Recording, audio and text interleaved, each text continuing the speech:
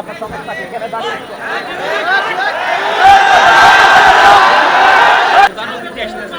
ও তাই কি? আপনি একটু পেছিয়ে দিলে সমস্যা কি?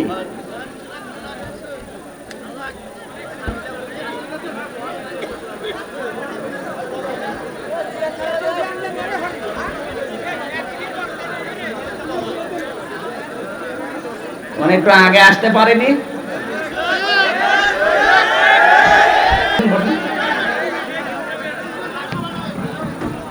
আপনার সমস্যা কি? এখানে দাঁড়িয়ে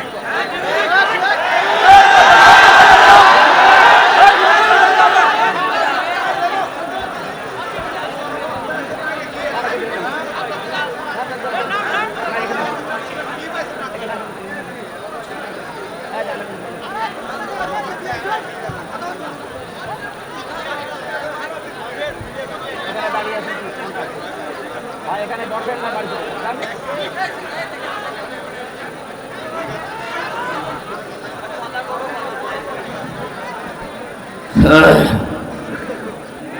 এত ডিস্টার্ব হলে আমি গতানুগতিক কথা বলি না। যেখানে যা বলি প্রত্যেকটা কথা থেকে অন্তত শিক্ষা বের করি।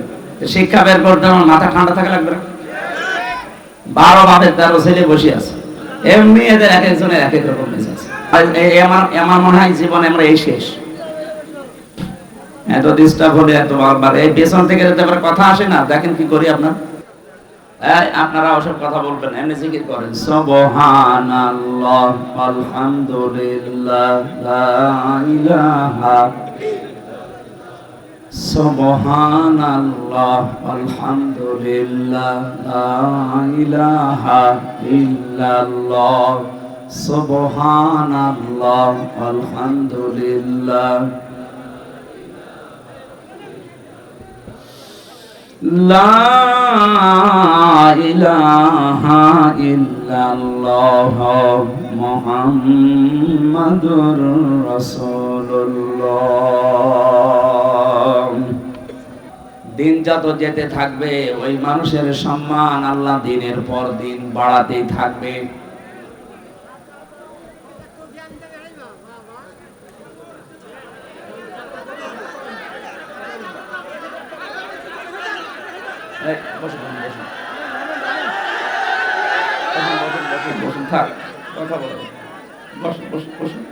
এখানে দাঁড়িয়ে আছেন কি? বসুন বসুন। আপনার সমস্যা কি? এখানে দাঁড়িয়ে যার যে সম্মান তার ঈমান এবং আমলের উপরে আল্লাহ যেন দান করেন। পৃথিবীতে মানুষের সম্মান বৃদ্ধি হয় কিসে অনেকে জানে না। মনে করে চেয়ারে বসলে মনে হয় সম্মান বৃদ্ধি হবে। কুলিল্লাহুম্মা মালিকাল মুলক তুতিল মুলকা মান তাশা। কোরআনে কারীম জানিয়েছে পৃথিবীতে ক্ষমতা দেওয়ার মালিক আমি। ক্ষমতায় বসলেই সম্মান দেওয়া লাগবে এ কথা কোরআনে আল্লাহ দেয়নি। এ পৃথিবীর চাক্ষুষ প্রমাণ অনেককে আল্লাহ ক্ষমতায় বসিয়েও চরম অপমান করেছেন। এখানে সম্মান যেটায় আসে তার নাম একটা ঈমান আর একটা হচ্ছে এলেম। থাক ভাই লাগবে না, বসেন এখানে বসেন। কোরআনে কারীম জানিয়েছে ইয়ারফাউল্লাহুল্লাযীনা আমানু মিনকুম ওয়াল্লাযীনা উতুল ইলমা দারাজাত।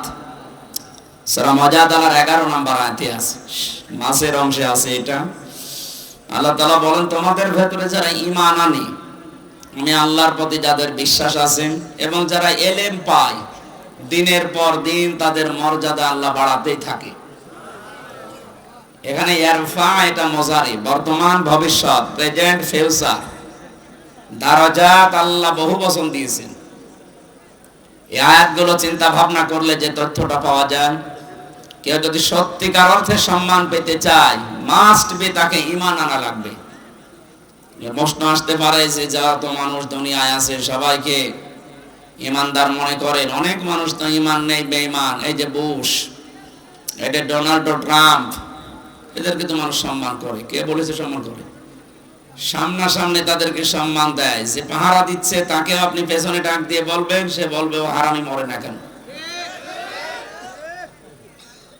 অনেকে কায়দা কৌশলে সম্মান দিচ্ছে। আমি একটা গল্প পড়েছিলাম, আমার দাদা বলছিলেন এই যে হাজ্জাজ বিন ইউসুফ নামে একটা লোক, এই লোকটা জালেম ছিল। এত জুলুম করেছিল, মানুষ তার নামই দিয়েছে জালেম। পেয়াদারা একদিন বলছে, বাদশাহ আপনার জন্য তো রাস্তাঘাটে যাওয়া যায় না, মানুষ শুধু আপনাকে গালি দেয়। ও বলছে, গালি কে দেয় আমি নিজে শুনবো। ছদ্মবেশ নিয়ে বাইরে গেছে, বানানো দাড়ি, বানানো চুল, বানানো চোখ বানিয়ে বাইরে যে একটা গ্রাম্য লোকের সাথে দেখা। লোকটা বলছে, ওই বাদশাহ হাজ্জাজ বিন ইউসুফ, এই লোকটা কেমন? ও তো জালেম।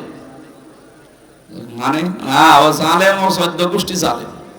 তো একবার যে জালেম জালেমের শব্দ শুনেছে, ওর মেজাজ খারাপ হয়ে গেছে।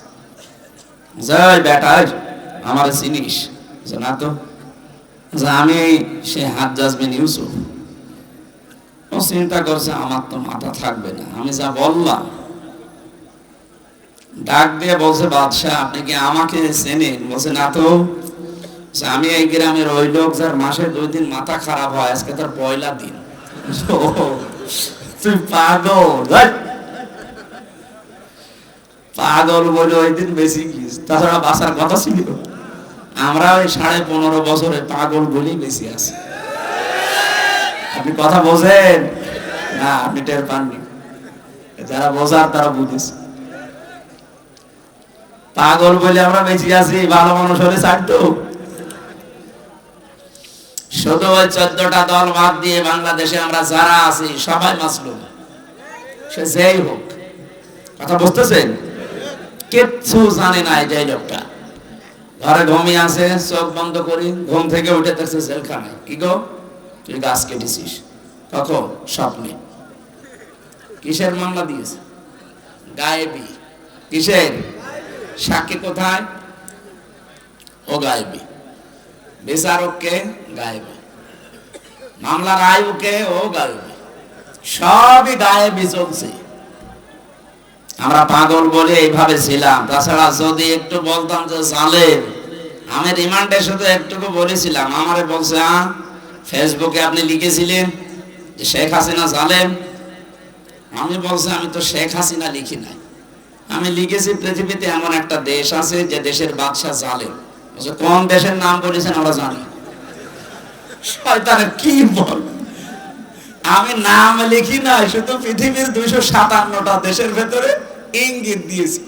এই দুনিয়ায় 257টা দেশ আছে, এখানে একটা দেশের বাদশাহ জালেম। বলছে কোন দেশের বাদশাহ জালেম আমরা ভালো জানি। আপনি জানেন তো আমারে বলেন কেন? উনি নিজেও তো জানছেন যে জালেম, আর আপনি জালেমের সহযোগী। সুতরাং এই 15.5 বছরে জালেমকে যারা ডাইরেক্ট ইনডাইরেক্ট সহযোগিতা করেছেন, যারা সাহায্য করেছেন, পেছনে যারা সাপোর্ট দিয়েছেন, আপনিও কিয়ামতে আল্লাহর মামলার আসামি। বিশেষ করে 1628টা চেয়ারে এই দেশে মেন দায়িত্বে ছিল মানুষ। এই 1628 জন বাঁচতে পারবে না, প্রত্যেকেই এরা জালেম এবং জালেমের সহযোগী। কোরআনে কারীম জানিয়েছে, ইন্নামাস সাবিলু আলাল্লাযিনা ইয়াযলিমুনান নাস। সূরা শুরার 42 নম্বর আয়াতের প্রথম অংশে আছে, আল্লাহ পাক বলেন, অবশ্যই আমি নিজে মামলা দায়ের করব জালেমদের বিরুদ্ধে। সিরাজগঞ্জবাসী জালেমদের বিরুদ্ধে মামলা দেবে হামজা। কে? আল্লাহ নিজে বাদী হবেন, নিজেই বিচারপতি। মামলার বাদী যত বড় হয়, কেস তত বড় হয়। কথা বলেন না কেন? মামলার বাদী যত বড় হবে, কেস তত কঠিন হবে। আল্লাহ বলেন, আমি নিজে বাদী। টের পাচ্ছেন শব্দটা কত ভয়ঙ্কর? ইন্নামাস সাবিলু আলাল্লাযিনা ইয়াযলিমুনান নাস। যারা এখানে আরবি গ্রামার বোঝে তাদেরকে একটু খেয়াল করার জন্য বলছি। আল্লাহ কিন্তু ইয়াযলিমুনাল মুসলিমুনা দেয়নি। যারা মুসলমানের উপরে জুলুম অত্যাচার করেছে, করবে না। ইয়াযলিমুনান নাস, হিন্দু কি মানুষ না? কথা বলেন না কেন? খ্রিস্টান মানুষ না? এদের উপরে যে ধোঁয়া তুলে আপনি অত্যাচার করবেন পালিয়ে যাওয়ার পরে, এটা দেশের জনগণ ভালোভাবে বুঝতে পেরেছে। এই জন্য মুসলমানেরা মন্দির পাহারা দিয়েছে। আমিরে জামাত ডাক্তার শফিকুর রহমান ঘোষণা দিয়েছে, দেশে মসজিদ যেমন পাহারা দেওয়া লাগে না, মন্দিরও পাহারা দেওয়া লাগবে না। আমরা খুব ভালোভাবে বুঝেছিলাম আপনি পালিয়ে যে শান্তিতে থাকতে দেবেন না, মাঝে মাঝে নতুন নতুন ইস্যু তৈরি করবেন, করেছেন তাই কি যা শুরু করেছিলেন। আমার তো মনে হচ্ছিল যদি গোপালগঞ্জে ওই দিন না পিটানি খেত তো ইস্যু আরো তৈরি হতো। আর্মি এমন পিটানো পিটিয়েছে, এমন জায়গায় দিয়েছে যে দেখানোর জায়গা নেই। ওই কয়েকদিন আমি শুনেছিলাম গোপালগঞ্জ থেকে ঢাকা আসার জন্য দাঁড়িয়ে আসলে 1000 আর বসে আসলে 300। বসে আসার মতো কায়দা রাখেনি, এই কারণে একটু ঠান্ডা আছে। তাছাড়া ওদের যা চরিত্র, কি শুরু করে নাই, প্রতিটি নতুন তৈরি করে কি তৈরি করেছিল দেখেনি। 15.5 বছর আপনার দাবি কোথায় ছিল? হঠাৎ করে মাটি ফুঁড়ে উঠলেন আর বলে আমরা আনসার। কিসের আনসার? আপনি 43,000 আনসার নিয়োগ দিয়েছে, তার ভেতরে 32,000 সব গোপালী। বাংলাদেশে এখনো 64টা জেলা আছে, আমরা কি ঘাস কাটছি নাকি ঘোড়ার? ওরা এমনি ওইটা করে না, ওদেরকে লাগানো হয়েছিল। পিটানি খেয়ে ঠান্ডা হয়ে গেছে, একটা একটা করে দিন যায় আর একটা করে নতুন নতুন ইস্যু তৈরি করে। কয়েকদিন আগেও একটা ব্যর্থ হয়েছে যে ট্রাম্পের ছবি নিয়ে জুতা মারবি, আর তামাম দুনিয়া দেখবে যে বাংলাদেশে যারা আছে তারা ট্রাম্পের বিরুদ্ধে। ট্রাম্প তখন আমার হাত ধরে বলবে চট করে ঢুকে পড়ো। আমরা অত পাগল শামসুদ্দিন না। কি আপনি ডালে ডালে বেড়াচ্ছেন, আমরা পাতায় পাতায় আছি। সতর্ক খুব। এখন কিন্তু উহুদের ময়দান চলছে বাংলাদেশে। না আমি পেছনে আওয়াজ পাচ্ছি, সমস্যা কি? কেউ আসলে তারা বসতে দিন, কথা বলে দেন। কেউ আসলে তারা বসতে দিন, কথা বলবেন না ভাই। সুবহানাল্লাহ আলহামদুলিল্লাহ লা ইলাহা ইল্লাল্লাহ। সুবহানাল্লাহ আলহামদুলিল্লাহ লা ইলাহা ইল্লাল্লাহ। কেউ আসলে তারা বসতে দেন, এখানে কথা বলা যাবে না ভাই। সুবহানাল্লাহ আলহামদুলিল্লাহ লা ইলাহা ইল্লাল্লাহ লা ইলাহা ইল্লাল্লাহ মুহাম্মাদুর রাসূলুল্লাহ। হোক তাই কি? আপনি একটু বেশিয়ে দিলে সমস্যা কি?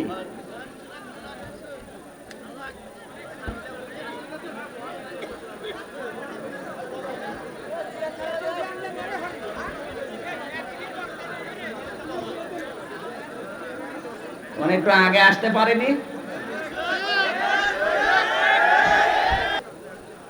আপনারা ওসব কথা বলবেন, এমনি জিকির করেন। সুবহানাল্লাহ আলহামদুলিল্লাহ লা ইলাহা। সুবহানাল্লাহ আলহামদুলিল্লাহ লা ইলাহা ইল্লাল্লাহ। সুবহানাল্লাহ আলহামদুলিল্লাহ লা ইলাহা ইল্লাল্লাহ মুহাম্মাদুর রাসূলুল্লাহ। আমার ভাইরা, যে কথা তুলেছিলাম, পৃথিবীতে কেউ যদি সত্যিই ঈমান আনতে পারে সত্যিকার অর্থে, আর ঈমানের দাবি অনুযায়ী ওই মানুষটা যদি জ্ঞান পায়, জ্ঞান মানে কোরআন আর হাদিসের জ্ঞান, বাস্তবতা হতে পারে, উভয় জগতের জ্ঞান পাওয়ার পরে ওই মানুষটা যদি এই জ্ঞানের উপরে চলতে থাকে, আল্লাহ পাক বলেন আল্লাযীনা উতুল ইলমা দারাজাত। দিন যত যেতে থাকবে ওই মানুষের সম্মান আল্লাহ দিনের পর দিন বাড়াতেই থাকবে।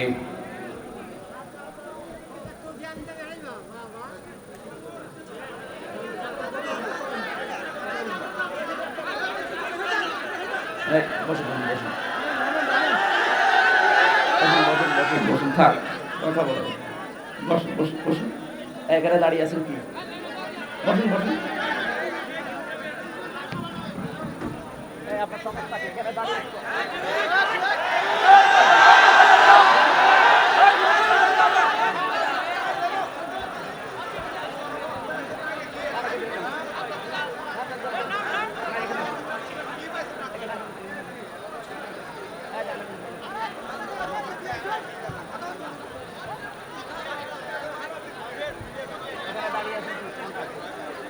এখানে বসেন না বাড়ি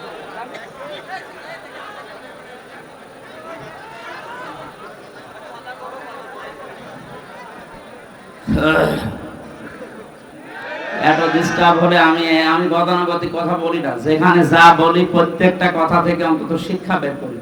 শিক্ষা বের করতে আমার মাথা ঠান্ডা থাকা লাগবে না। 12 বাপের 13 ছেলে বসে আছে, এমনি এদের এক একজনের এক এক রকম মেজাজ। ঠান্ডা করতে যদি আমি নিজে ঠান্ডা হয়ে যাই, কথা বলা যাবে না। যে এখানে দাঁড়িয়ে আছেন, জায়গা পেয়েছেন, এখন কিচ্ছু করার নেই, জায়গা তো আর বড় করা যাচ্ছে না। ওইভাবে দাঁড়িয়ে থাকেন, বসে থাকেন, দরকার দূরে যেয়ে শুয়ে পড়েন। না আমি হাত পা ধুয়ে বলছি ভাই কথা বলবেন, আর আমার মনে হয় জীবনে আমরা এই শেষ। এত ডিস্টার্ব হলে এত বারবার এই পেছন থেকে যদি আবার কথা আসে না, দেখেন কি করি আপনার জিকির করেন সুবহানাল্লাহ আলহামদুলিল্লাহ লা ইলাহা ইল্লাল্লাহ সুবহানাল্লাহ আলহামদুলিল্লাহ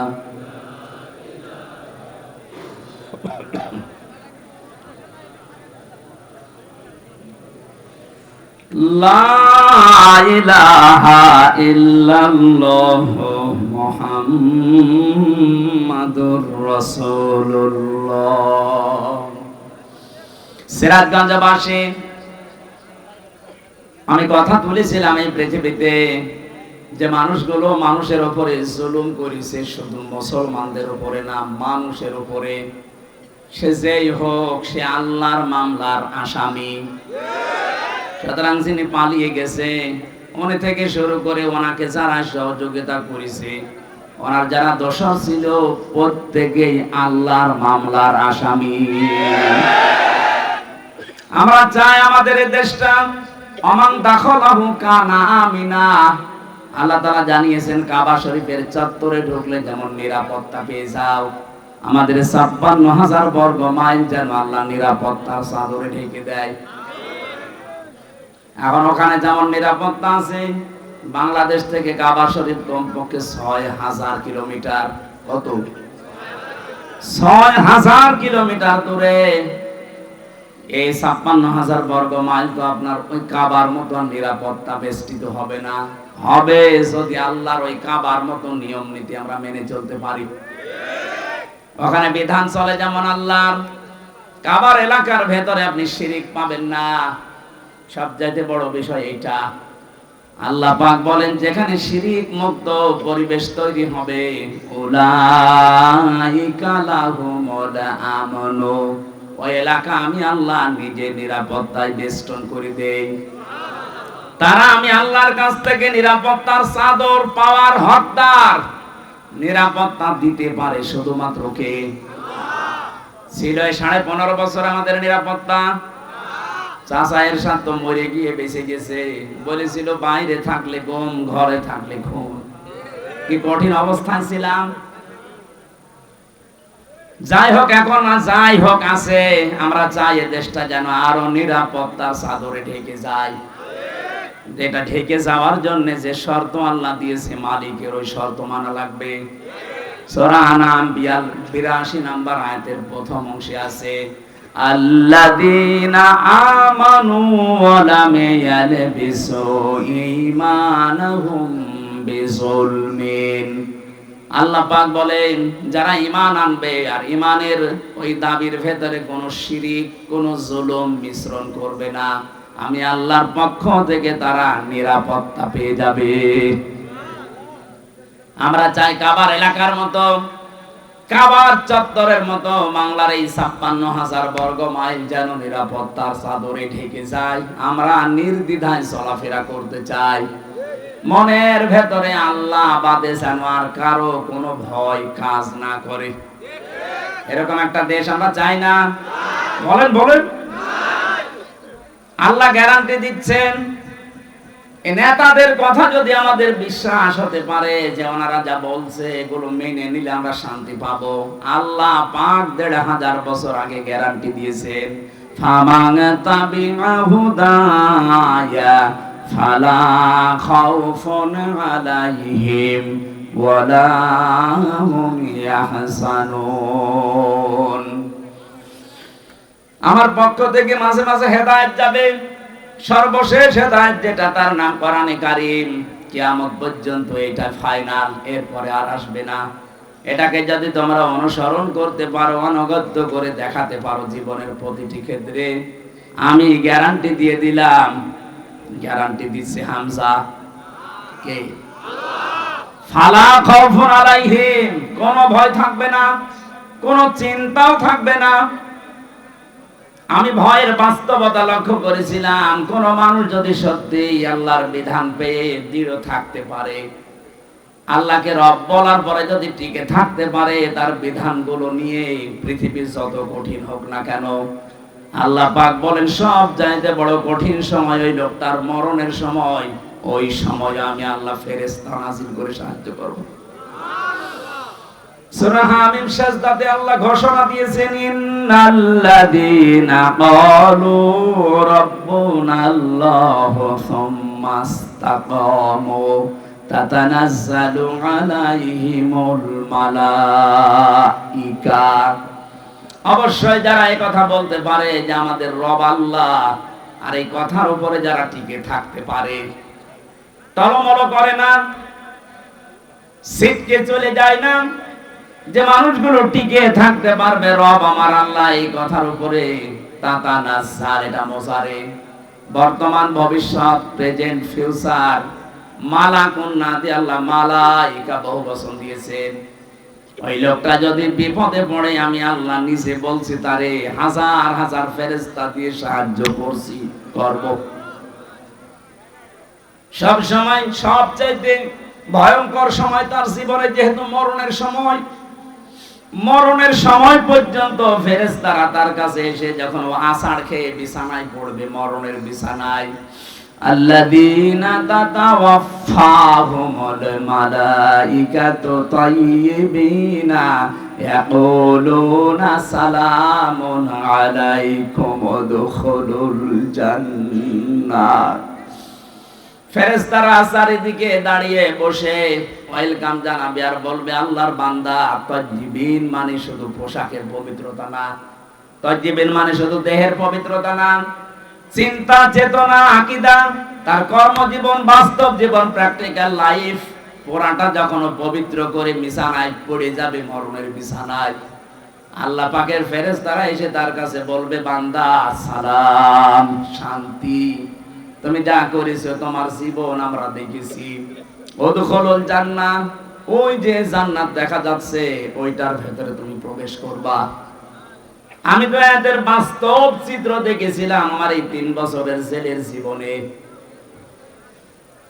গভীর রজনীতে যে কারারক্ষী গুলো আসতো, একবার এক কারারক্ষী পেয়েছিলাম কুতুবউদ্দিন, বড় বড় দাড়ি নিয়ে, দাড়ি দেখলে একটু আশার সংসার হতো না, এটা একটু মনে হয় মন মতো কিছু শুনবে।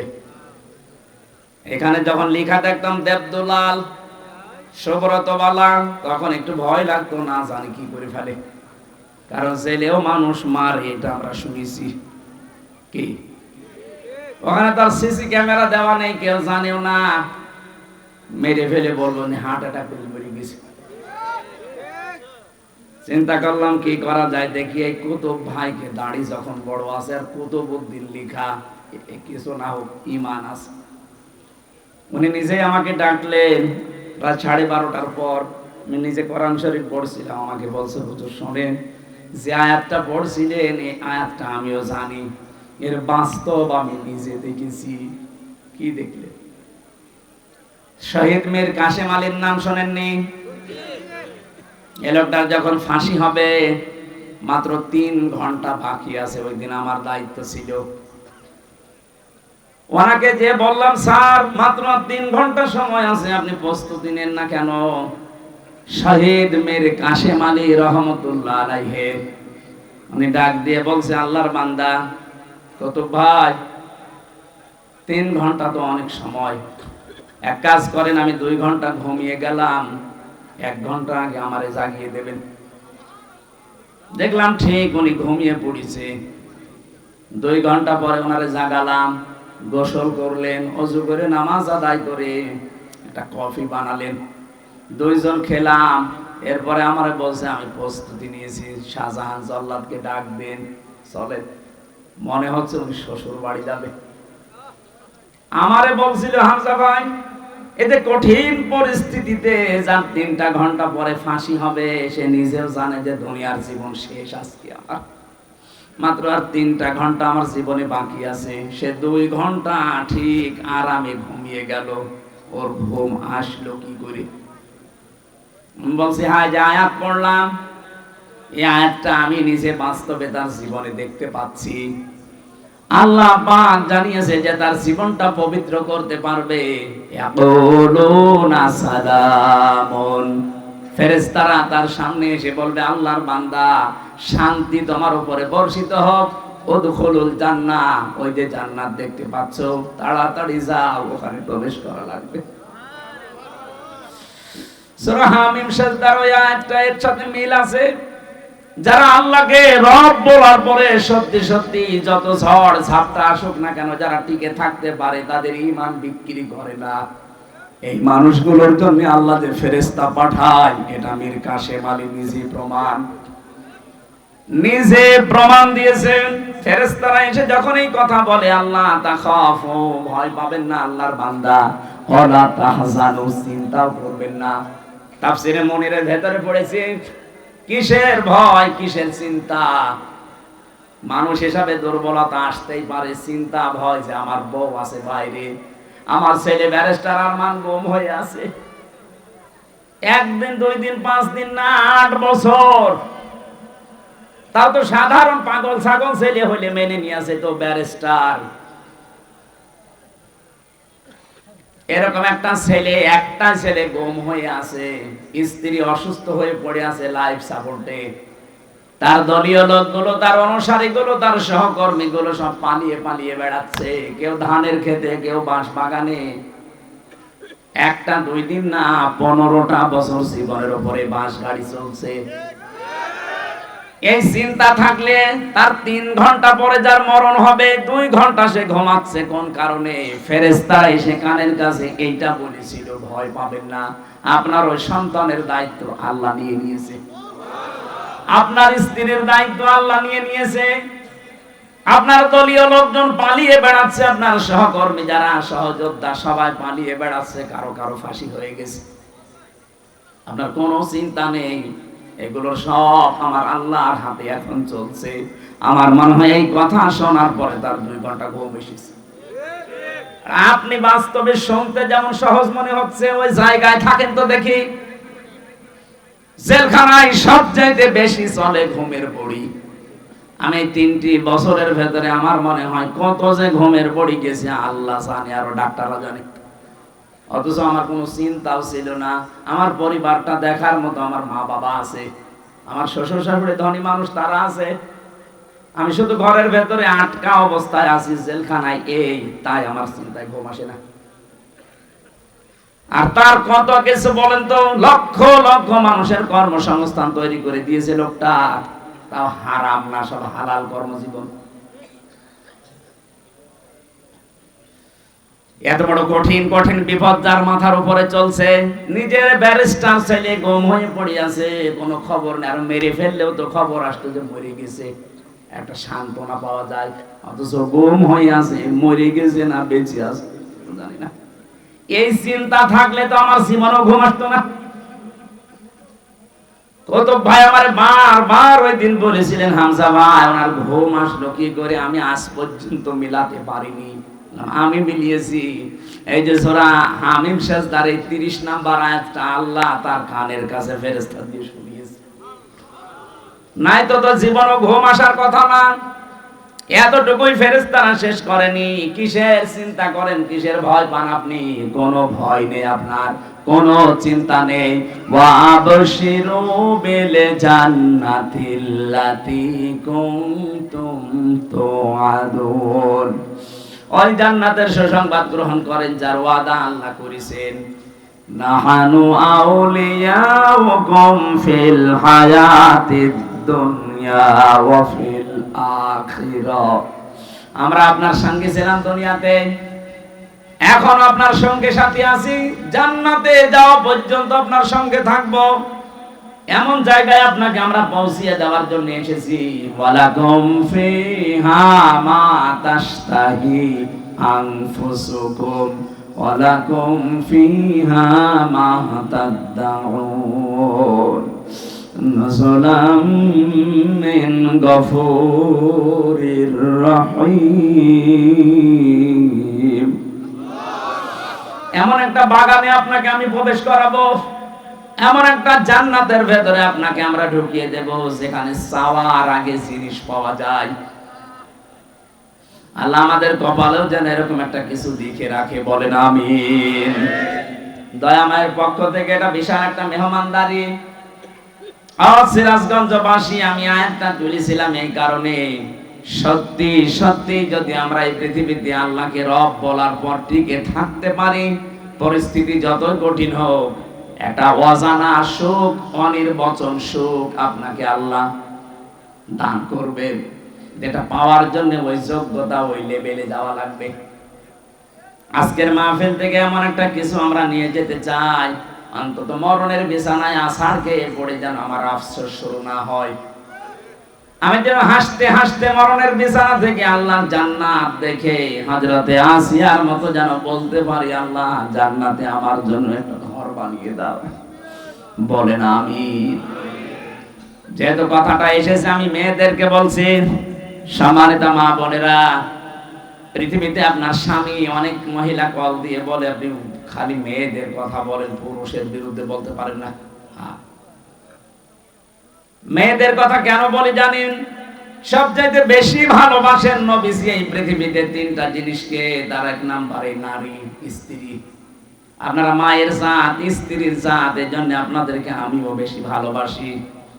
কিন্তু আমি দেখতে পাচ্ছি কোরআন আর হাদিসের চোখ লাগিয়ে অধিকাংশ মেয়েরা জাহান্নামে যাচ্ছে।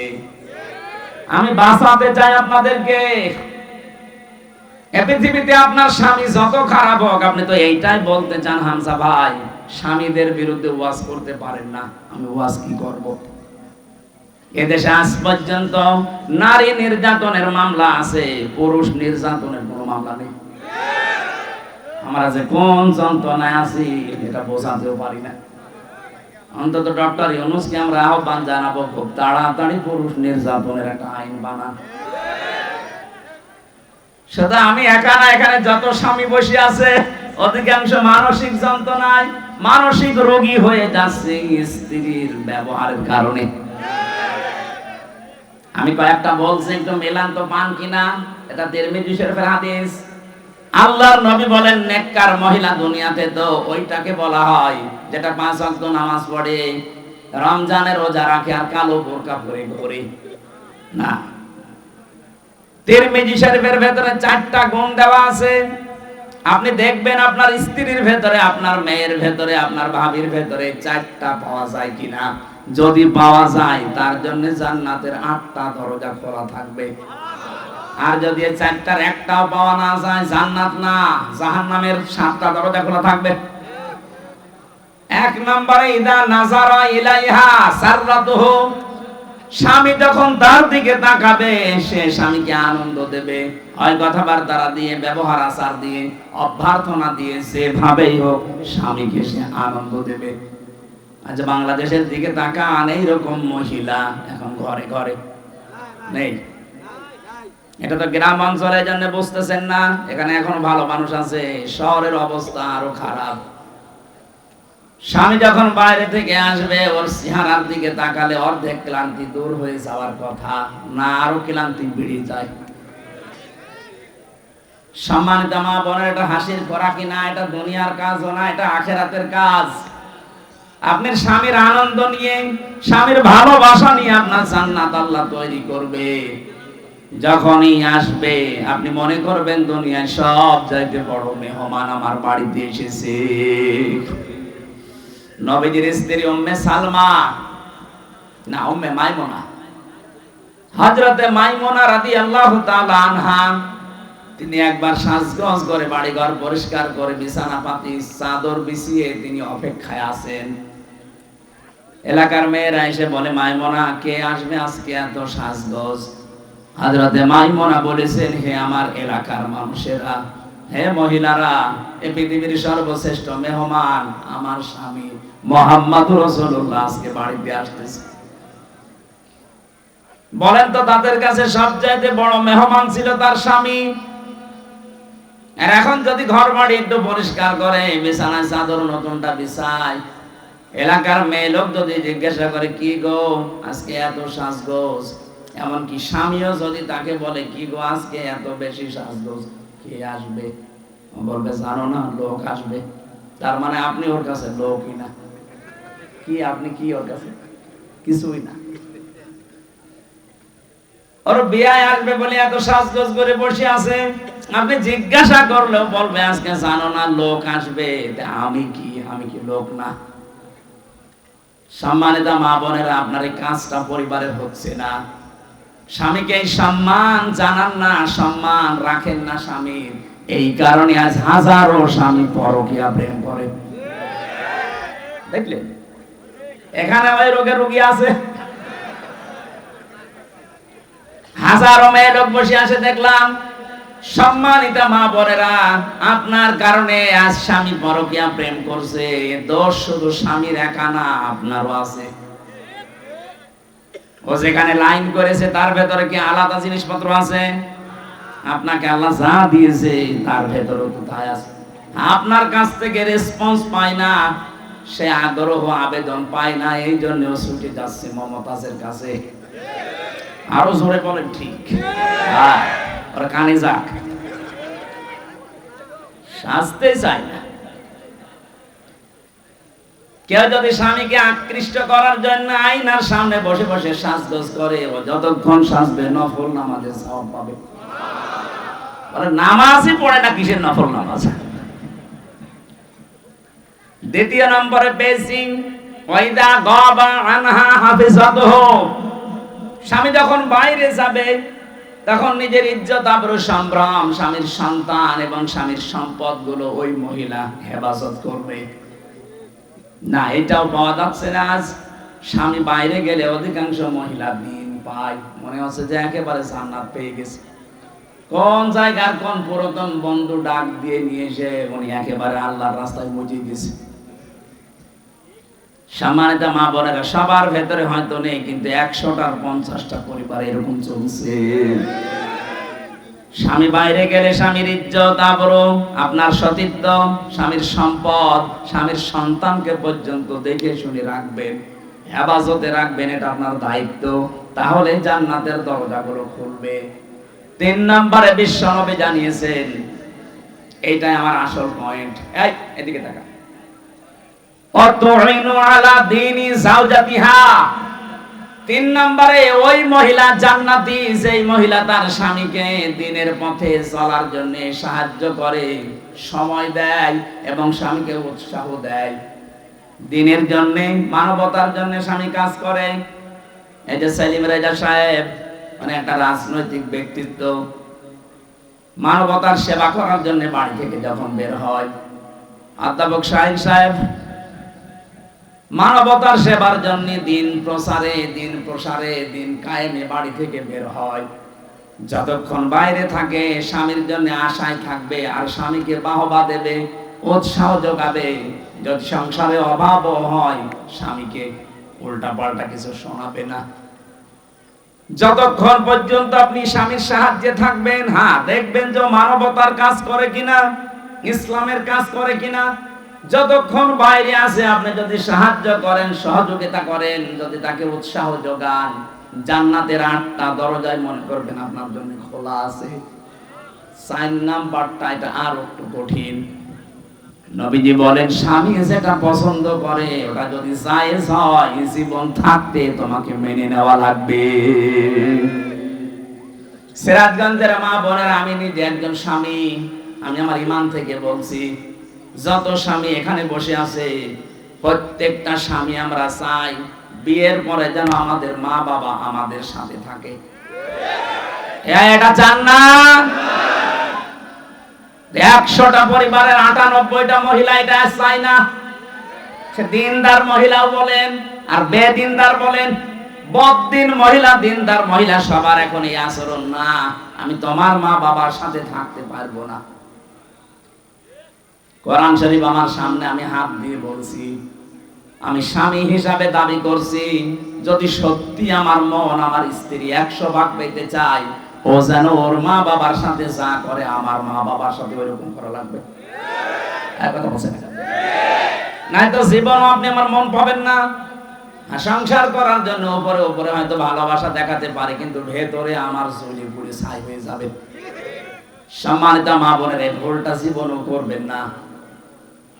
স্বামীর মা বাবা, স্বামীর বোন আর ভাই, এদের সাথে যত ভালো আচরণ করতে পারবেন আপনি স্বামীর কাছ থেকে তত ভালোবাসা মহাব্বত বেশি পাবেন। আর স্বামীকে নিজের আয়ত্তে রাখার জন্য এর চাইতে বড় ঔষধ আর নেই। আজ হাজারো পরিবারে আমরা দেখতে পাচ্ছি, অধিকাংশ পরিবারে স্বামী বাধ্য হয় মা বাবাকে আলাদা করে দিতে, এমনকি বাড়ি থেকে বের করে দিচ্ছে, বৃদ্ধাশ্রমে রেখে আসতেছে। কয়েকদিন আগে আমি নীলফামারীর কিশোরগঞ্জ গিয়েছিলাম, ওখানে দেখে একটা বৃদ্ধাশ্রম, আমরা নিয়ে গেল দেখার জন্য। এই লাইনে প্রায় 25 জন, এই লাইনে 25 জন মা আর বাবা বসে আছে। তাদের চোখের দিকে তাকালে আমার মনে হচ্ছে প্রত্যেকটা মা বাবা সন্তানের জন্য বরদোয়া করছে, অথচ তাদের তো ছেলে মেয়ে আছে আমার মতো। কোন ছেলে কখনো চায় না মাকে বাবাকে আমি বৃদ্ধাশ্রমে দিয়ে আসি, না, সে যত খারাপ ছেলে হোক, এটা বাধ্য হয় বোর কারণে। আর এই বউকে পানি পড়া খাওয়ায় ওই বড় মা আর ওর বড় বোন, ওখান থেকে বারবার টিপস দেয়, কতদিন আর থাকবি, আলাদা হয়ে যা, আরামে খেতে পারবি। এরকম ছোট মনের বউ দেশে নেই। কার কার বড় এরকম মন ছোট, হাত তোলেন তো দেখি। না, এই এলাকায় আমার মনে হয় এই হাদিস বলা ঠিক হলো না। আলহামদুলিল্লাহ, এলাকার মেয়েরা ভালো আছে। সম্মানিত আমার মনে না, আমি মাফ চেয়ে নিচ্ছি এই হাদিস বলার কারণে। না, বললাম এই কারণে, যদি মেনে নিতে পারেন আলহামদুলিল্লাহ, আরো ভালো হবে। আপনার স্বামী খারাপ আমিও জানি, আপনার স্বামী এত খারাপ না যে তার চরিত্র ফেরাউনের মতো। আপনি যে বরদোয়া দেন কিছু হলে একটু শোনেন কোরআন কি বলছে। দারাবাল্লাহু মাসালাল লিল্লাযিনা আমানু ইমরাতা ফিরআউন ইয ক্বালাত রাব্বি বিনিলি ইনদাকা বাইতান ফিল জান্নাতি ওয়া নাজ্জিনি মিন ফিরআউনা ওয়া আমালিহি ওয়া নাজ্জিনি মিনাল কওমিজ যালিমিন। সূরা তাহরিমের ভেতরে আছে 11 নম্বর আয়াত। আল্লাহ পাক বলেন, ফেরাউন যখন তার স্ত্রী আসিয়াকে হাতের ভেতরে ব্রেক লাগিয়ে দিয়েছে, পায়ের ভেতরে ব্রেক লাগিয়েছে, কপালের ভেতরে শলাকা লাগিয়েছে, মাথার উপরে গরম তেল ঢেলে দিয়ে উলঙ্গ করে লজ্জা স্থানে বর্ষা মারবে, এই পরিস্থিতিতে চারিদিকে লোকজন, এত কঠিন অবস্থায়ও ফেরাউনের স্ত্রী আসিয়া স্বামীর জন্য বরদোয়া করেননি। এই কঠিন পরিস্থিতি যখন চলছে, আল্লাহ পাক জিবরাইলকে বললেন জান্নাতটা তুলে ধরো তার সামনে। হযরতে আসিয়া জান্নাত দেখার পরে তিনি বলেছিলেন, মালিক জান্নাত পাঠিয়েছো না, আমি এটা চাই না, তুমি এক কাজ করো, আমার জন্য জান্নাতের ভেতরে একটা ঘর আলাদা আমার জন্য তৈরি করো, যেখানে বসে সব সময় তোমাকে দেখা যাবে, তোমাকে সব সময় দেখা যাবে, এরকম একটা ঘর আমার জন্য বানাও। ও মাবুদ, জান্নাতে যখন জিবরাইল ফেরেশতা দিয়ে পাঠিয়ে দিয়েছে, আমি আরেকটা আরজি করি, ভালো করে শুনবেন। এরকম কঠিন পরিস্থিতি চলছে, তারপরও তিনি বলেছিলেন, মাবুদ আমার স্বামী আমার সাথে আজ যা করছে, এমনকি লোকজন দিয়ে করাচ্ছে, এই কঠিন পরিস্থিতিতে তুমি আমার স্বামীর উপরে রাগ করো না। এমনকি যাদেরকে দিয়ে অত্যাচার করাচ্ছে তুমি তাদের হাত থেকে আর আমার স্বামীর হাত থেকে তুমি আমাকে রক্ষা করো, কিন্তু তাদের উপরে তুমি গজব দিও না। কত বড় কঠিন পরিস্থিতি, এর বড় স্বামীর জন্য তিনি বরদোয়া দেননি, আর আপনি একটা সাবান কম হলে গালি দেন।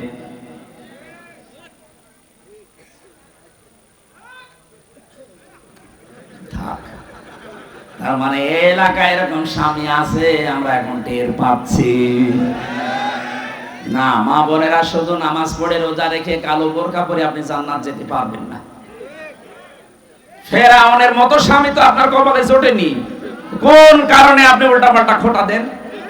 আমি আজকে হাদিস একটা লিখেছিলাম, বিশ্ব নবী জানিয়েছেন 6 প্রকার নারীকে আল্লাহ বিনা হিসাবে বিচারও করবে না, জাহান্নামে দিয়ে দেবে। এটা তিরমিজি শরীফের হাদিস। 1 নম্বরে, যে মেয়েরা মাথার চুল খোলা রেখে বাড়ির বাইরে যায়, এরকম মহিলা দেশে নেই। দিন আরো বাড়তেছে, দিন যত যাচ্ছে এরকম মহিলা বাড়তেছে। এদের আদর্শ নাকি ফারুকের স্ত্রী তিশা। ফারুকের স্ত্রী তিশা চেনেন না? এর চুল কোন সময় ঢাকা থাকে। এদেরকে নাকি আদর্শ বানিয়েছে এই মেয়েরা। 2 নম্বরে নবীজি বলেন, যারা স্বামীকে অসম্মান করে, সম্মান দিতে চায় না।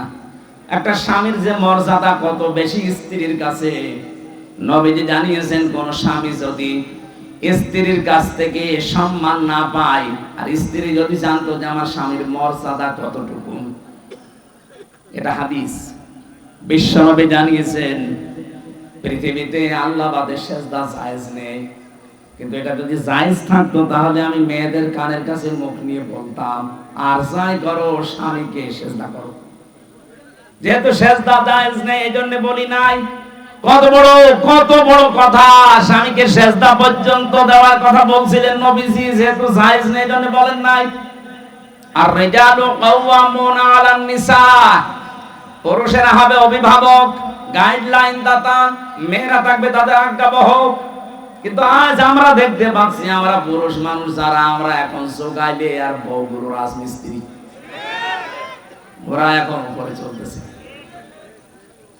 3 নম্বরে, বেশি স্বামীকে বাদ দিয়ে যারা দেবরের সাথে হাসি তামাশা করে, এই এলাকায় সব নেই। সাবধান, জাহান্নামী হওয়ার জন্য এটাই যথেষ্ট। স্বামী বাদ দিয়ে যারা দেবরের সাথে হাসি তামাশা করেন, নবীজি বলেন, সাহাবী প্রশ্ন করলেন, হে রাসূল, দেবর সম্পর্কে আপনি কি বলেন? নবীজি বললেন, এর একটা মৃত্যু সমান, দেবরকে মরণের মতো ভয় করা লাগবে। আর বলেন না, এটা আমার ছোট ভাই, কয়েকদিন পরে দেখছে আল্লাহর রাস্তায় ওর সাথে চলে গেছে। এখানে যে পর্দা করা ফরজ, অনেকে মানতেও চায় না, বিশ্বাসও অনেকের আয় না। ও মনে আছে কত সহজে চলতেছে, অথচ কবিরা গুনাহ হচ্ছে। 4 নম্বরে, বেশি অপবিত্র থাকে, পবিত্র হওয়ার খবর রাখে না। 3 দিন, 5 দিন, 7 দিন, 10 দিন না, ওর যে 15 দিন চলে যাচ্ছে খবরই নেই।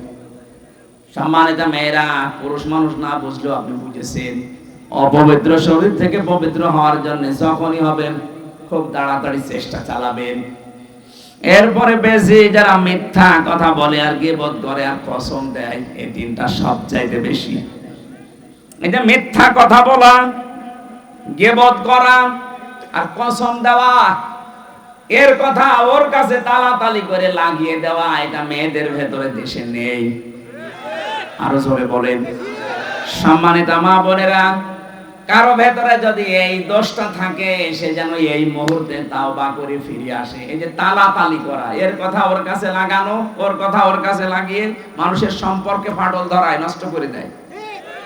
এটা যদি এলাকায় চালু থাকে, তাহলে এই এলাকার মানুষের দোয়া কবুল করা আল্লাহ বন্ধ করে দেবে। সে যত বড় হুজুর দিয়ে দোয়া করান। মুসা নবীর জামানায় একবার বৃষ্টি বন্ধ ছিল, চাটিয়াল ময়দানে উম্মতদেরকে নিয়ে তিনি নামাজ আদায় করে দোয়া করলেন, রব্বুল আলামিন বৃষ্টি তো বন্ধ করে দিয়েছো, বৃষ্টি বন্ধ করে দিলে দুনিয়ার কোনো ক্ষমতা নেই বৃষ্টি নাযিল করা, আছে না?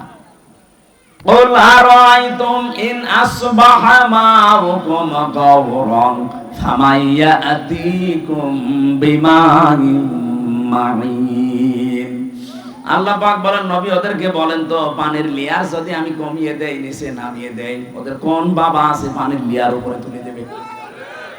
কেউ পারবে না। বৃষ্টি দেওয়ার মালিক আমি আল্লাহ। দি জাআলা লাকুমুল আরদা ফিরাশাও ওয়া আনজালা মিনাস সামাই মাআ।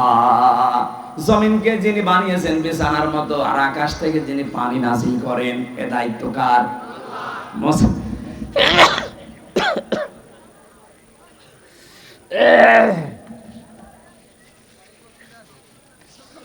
মুসা নবী বলছিলেন রব্বুল আলামিন আকাশের পানি যেহেতু বন্ধ হয়ে গেছে আমার তো কষ্ট হচ্ছে কিন্তু এইগুলো তো আমার উম্মত কিন্তু তোমার তো বান্দা তোমার বান্দার জন্য তোমার মায়া লাগে না? আল্লাহ বলেন মায়া লাগে তাহলে বৃষ্টি দাও না। বলে না এই কথা শোনা যাবে না, মায়া লাগে কিন্তু আমি বৃষ্টি দেব না। হযরত মুসা নাছর বান্দা ছিলেন কারণ আল্লাহ তার সাথে কথা বলতেন কালিমুল্লাহ। আল্লাহ মাঝে মাঝে বলতেন মুসা আমি তোমাকে আমার নিজের জন্য বানিয়েছি। তুমি যখন বারবার নাছর বান্দা বলো না বৃষ্টি দেওয়া লাগবে আমি কিন্তু বিরক্ত হয়ে গেছি, কেন বৃষ্টি দেব? আমি দেব না। মুসা নবী বলে আল্লাহ এগুলো আমার উম্মত আমার মায়া লাগছে কতদিন হয়ে গেল, তাড়াতাড়ি বৃষ্টি দাও। আল্লাহ পাক বলেন হ্যাঁ আমি বৃষ্টি দিতে পারি কিন্তু তুমি যাদেরকে নিয়ে দোয়া করছো এর ভেতরে একজন নামিমা তালাতালি করা মহিলা আছে। এই মহিলা যতক্ষণ বের হয়ে না যাবে তুমি মুসা নবী হওয়ার পরও তোমাদের দোয়া আমি ফেরত দিয়ে দেব, কবুল করব না।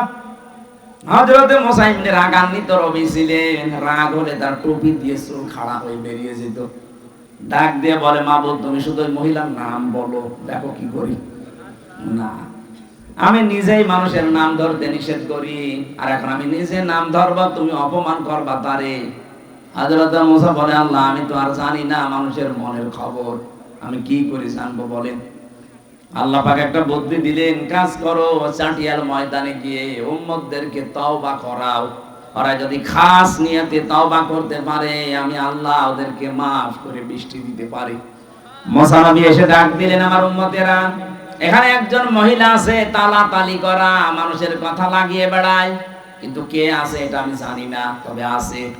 সে যতক্ষণ এখানে থাকবে কারো দোয়া কবুল হবে না, দয়া করে সে যেন বেরিয়ে যায়। অথবা আমি এখন তাওবা করছি আমার সাথে সবাই যেন মিলে তাওবা করে। তিনি তাওবা পড়ালেন। তাওবা মানে আমাদের মতো যে আস্তাগফিরুল্লাহ রাব্বি মিন কুল্লি যামবিন না। আমরা তো একটা বাক্য পেয়েছি, চামড়ার মুখ পেয়েছি, অহরহ বলতে থাকছি, কিন্তু তাওবা আর ইস্তেগফার এক জিনিস না। আপনি ইস্তেগফার পড়েন সব সময় আস্তাগফিরুল্লাহ আস্তাগফিরুল্লাহ আস্তাগফিরুল্লাহ পড়তে থাকেন, আপনার জীবনের গুনাহগুলো maaf হবে। ওইটা যেটা আল্লাহর সাথে সম্পর্কিত। কথা বুঝতেছেন না? আপনি বোঝেন না। তাওবা আর ইস্তেগফার এক জিনিস না, দুইটার অক্ষরও এক না। তাওবার ভেতরে যেই কয়টা অক্ষর আছে ইস্তেগফারের ভেতরে ওই অক্ষরগুলো নেই। কথা বোঝেন তো? তাহলে আমরা সব সময় যদি ইস্তেগফার করি যেমন আস্তাগফিরুল্লাহ, এটা করলে গুনাহ maaf হবে। কোন গুনাহ? এটা ক্লাস চলছে। কোন গুনাহ maaf হবে? আল্লাহর সাথে যেগুলো সম্পর্কিত। আপনি নামাজ পড়েননি, হয়তো আল্লাহ maaf করে দিলে দিতে পারে, না শাস্তি দিলেও দিতে পারে।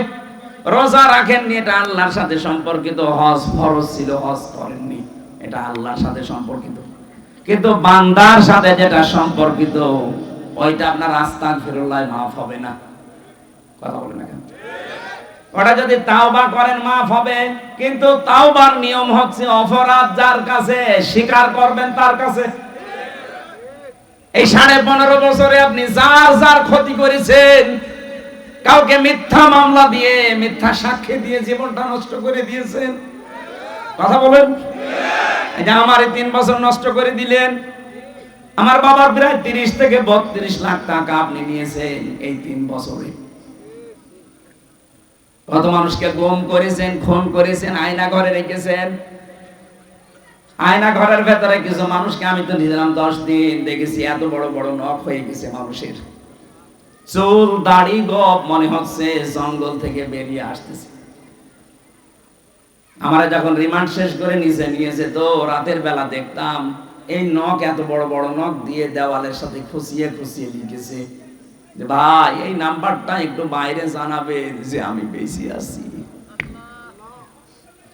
2 দিন 5 দিন না, 2 বছর 5 বছর 8 বছর 10 বছর 14 বছরের মানুষ আমি পেয়েছি। আপনি টের পাচ্ছেন? মুফতি ফখরুল ইসলাম আমার সাথে ছিল, উনি এসে আমারে বলতো, হামজা ভাই আপনার সাথে কি করেছে আমি জানি না, তবে আমার এই পায়ের ভেতর দিয়ে এভাবে হাত ধরে দিয়েছে, এভাবে হাত দিয়ে সামনে যে লোহার ব্যারিকেড দেওয়া ওর সাথে হাত হ্যান্ডকাপ দিয়ে লাগিয়ে দিয়েছে। আরে ভাই এভাবে 2 মিনিট 5 মিনিট 1 ঘন্টা রাখলেই তো মাজা ব্যথা হয়ে যায়। বছরের পর বছর মাত্র 1.5 থেকে 2 মিনিট সময় দিত টয়লেট করার জন্য। সকালে কয়েকটা পচা ছোলা দিয়ে যেত, দুপুরে 1 বাটি খাবার দিয়েছে, মনে হচ্ছে কেউ মাখিয়ে রেখে গেছে, পারলে খান না পারলে ফেলে দেন। এভাবে 8 বছর 10 বছর 14 বছর আমি পেয়েছিলাম মানুষকে। যখনই ওই দেওয়ালের ওইটা পড়তাম যে ভাই যদি বাইরে যেতে পারেন এই নাম্বারটা একটু জানাবেন যে আমি বেশি আছি। আপনি এই কাজ করলেন আর এখন বলছেন আস্তাগফিরুল্লাহ। আপনি কি আল্লাহর কাছে দোষ করেছেন? দোষ করেছেন হামজার কাছে। এই কথা বলেন না কেন? এখানে তাওবা যদি কেউ করতে চান, মুসা নবী তাওবা পড়াচ্ছে, আর আমরা বিভিন্ন দরবারে গেলে আজকে তাওবা পড়ি আস্তাগফিরুল্লাহ। আরে ভাই আস্তাগফিরুল্লাহ পড়ছেন কোন কারণে? আপনি পড়েছেন আল্লাহর কাছে, দোষ করলে পড়েন। আপনি তো দোষ করেছেন 15.5 বছরে বান্দার কাছে। আপনার কারণে মানুষগুলো হাজারো মানুষ ব্যবসা করতে পারে না, গাছতলায় বাসতলায় ধানের খেতে সময় কাটিয়ে যায়, কথা বলেন।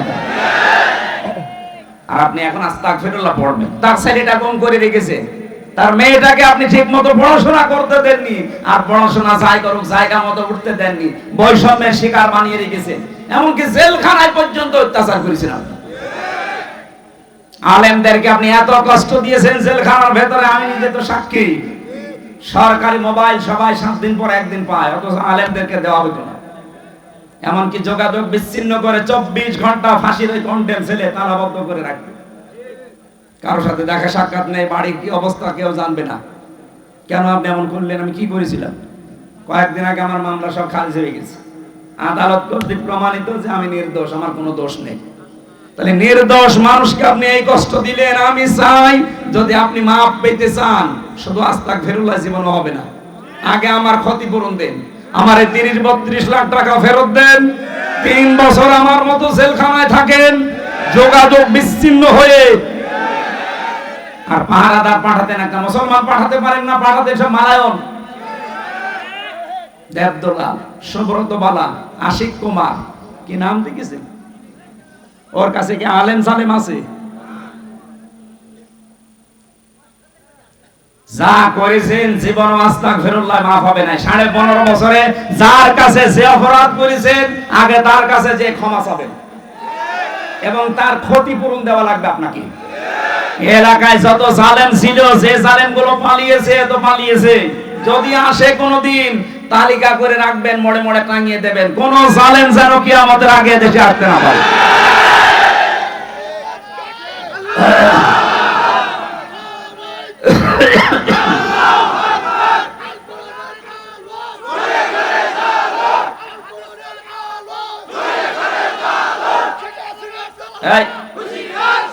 নাম ধরা দরকার নেই, জালেম কারা এটা ফেরেশতারাও জানে। জানে না ফেরেশতারা? তারা নাম লিখে রেখেছে। এই জন্য আমাদের আহ্বান থাকবে, আমরা আপনাকে ভালোবাসি, আপনারা আমাদেরই আত্মীয় স্বজন। কেউ আমরা ববু বলি, কেউ ভাবি বলি, সে যাই বলি। এটা তো সিরাজগঞ্জ, মনে হয় রাজশাহী বিভাগ না, রংপুর বিভাগ নেই, বেঁচে গেছে। রংপুর বিভাগ হলে ওরা সব ভাবি বলে, আর আমরা বাকি বাংলাদেশের যত জেলা আছে সবাই আপা, কেউ কেউ আবার আবেগে মা বলে ফেলে। আপনার মা নেই, কোন কারণে আপনি মা বলতে চান? নিজের বাবা বাদ দিয়ে অন্য কাউকে যদি কেউ বাবা ডাকে তার গুনাহ হবে। বলেন শ্বশুর, আরে শ্বশুরকে বাবা বলা যায় যাচ্ছে, কারণ সে হাফ বাবা, সে যা আপনাকে দিয়েছে ওইটা না দিলে আপনি দুনিয়ায় কত জেনা করতেন আপনি জানেন। সুতরাং তাকে আপনি বাবা বলবেন। শ্বশুরকে বাবা বলা যায় যাচ্ছে না? নেই, আছে। কিন্তু নিজের বাবার সামনে বারবার বলতে যাবেন না, তাহলে বাবা আবার কষ্ট পাবে। আমার ভাইরা, আমি যেটা বোঝাতে চাচ্ছিলাম, তাহলে তাওবা আমি ওদেরকে যেহেতু বাঁচাতে চাই, আপনারা রাজদিক ভ্রান্ত হয়ে হতাশ হয়ে ঘুরতেছেন। কত মানুষ আজ হতাশ হয়ে গেছে, জীবন পর্যন্ত এখন দিয়ে দিচ্ছে, সুইসাইড করছে। মাত্র 3 মাসে অনেককে দেখলাম, অনেক জালেম এবং জালেমদের দোসররা হতাশা, নিরাশা, অস্থির হয়ে জীবনের উপরে শেষে আর ভরসা রাখতে পারছে না, সুইসাইড করছে। অথচ এইরকম জীবনই তো আমাদেরকে আপনারা দিয়েছিলেন, 15 বছর আমরা কাটালাম। কথা বলেন না কেন? আমরা তো সুইসাইড করিনি। আপনারা 3 মাসে হতাশ হয়ে গেছেন, এটা এমনি হয়নি। আল্লাহ বলেন আমি নিজে তাদেরকে হতাশ বানিয়েছি। এটা সূরা আনআম 44 নম্বর আয়াতে আছে। হাত্তা ইযা ফারিহু বিমা উতু, তাদেরকে দানকৃত ক্ষমতা পাওয়ার পরে যখন তারা আনন্দে মেতে থাকে, আখাযনাহুম বাগতাতান, হঠাৎ করে তাদেরকে আমি ধরলাম। এই যে 2024 সালের 5 অক্টোবর আল্লাহ যে ধরেছে, এটা কি ওয়াজ করা লাগবে? আর শুধু ছাত্র জনতা না, আল্লাহ নিজে তাদেরকে ধরেছে। এটা না আখাযনা, একালিফ টান আছে, এটার ফাইল কর্তা আল্লাহ নিজে। বাগতাতান মানে আকস্মিক ভাবে। আল্লাহ যে আকস্মিক ভাবে তাদেরকে ধরেছে, তার প্রমাণ ওরা দুপুরের খাবারও খেতে পারেনি। কত শখ করে রান্না করেছিল, ছেলে মেয়েরা দেখিয়েছে।